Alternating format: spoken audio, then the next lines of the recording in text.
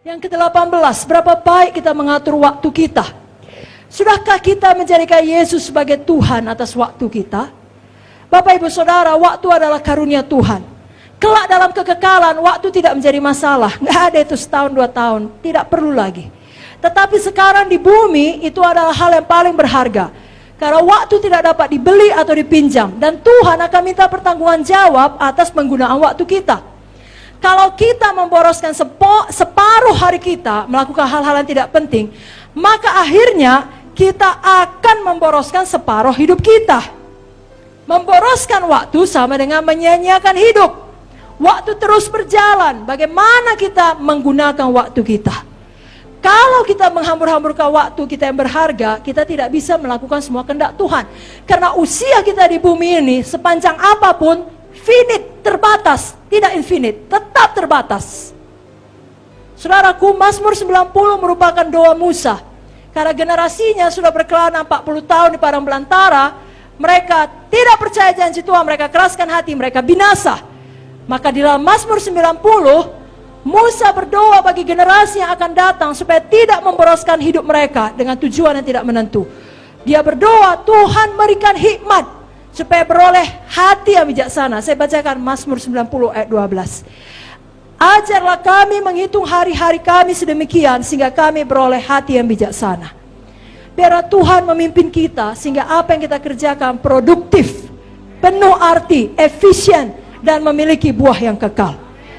Efesus 5 ayat 16, pergunakanlah waktu yang ada karena ini adalah hari-hari yang jahat. Saudaraku, baik kita yang masih muda, kita gunakan waktu baik-baik. Baik saudara yang sudah menuju seperti Ibu Munte, saudara gunakan waktu baik-baik.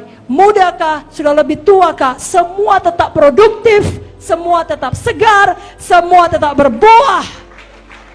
Amin. Karena Mazmur 92 ayat 15 mengatakan, pada masa tua pun mereka masih berbuah, menjadi gemuk dan segar. Kenapa? Karena memakai waktu dengan baik. Saudaraku, saudara lihat cerita Kaleb, 85 tahun, masih berkata, berikan Hebron kepada aku.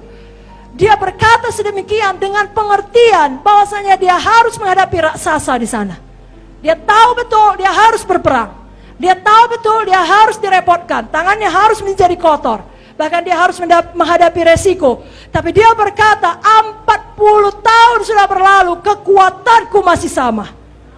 Dari mana dia bisa dapat visi seperti ini? Saya yakin dia sama seperti Joshua memperhatikan hidup Musa. Dia lihat pendahulunya, legasi yang ditinggalkan Musa 120 tahun, matanya tidak kabur. Wah, aku 85 tahun, mainkan. Mana Hebron?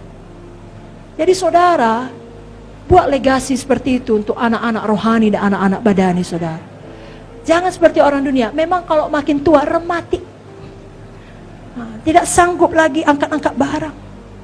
Saudaraku, memang kalau menurut dunia 120 tahun sudah buta saudaraku. Tapi menurut Musa 120 tahun, menurut firman tidak kabur. Kalau 85 tahun sudah disuapi saudaraku. Tapi bolang kita 89 tahun masih membaptis saudaraku. Doa syafaat saudaraku, mengunjungi saudaraku. 90-nya bolang itu. Jadi mana kita ikut ini? Ikut yang baik. Lalu anak-anak saudara, baik badani, baik rohani akan melihat. Sama seperti Kaleb melihat Musa. Mereka juga berkata, saya bisa seperti itu. Sudah tua tetap memakai waktu dengan baik untuk Tuhan Yesus. Bukan, aku menikmati masa tua. Sudah capek aku masa muda, habis menginjil mengunjungi. Sekarang masa tua, ongkang-ongkang kaki lah. Ya, itu pilihan kita. Hanya sekali kita hidup. Apa yang kita dapat di sorga dari apa yang kita lakukan di dunia ini. Jangan terikat dengan handphone, alat gadget lainnya. Dan sebaliknya sangat kurang merenungkan firman, sangat kurang berdoa, hanya sekedarnya. Kita harus kembali kepada hal yang mendasar, doa dan firman, doa dan firman, doa dan firman, doa dan firman. Tidak ada cara lain. Zoe tidak mungkin memenuhi kehidupan orang yang malas berdoa, malas merenungkan firman.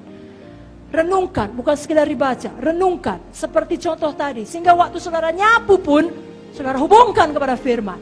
Cuci muka pun, hubungkan kepada firman. Berkendara pun, saudara nyanyi firman, nyanyi mazmur. Haleluya.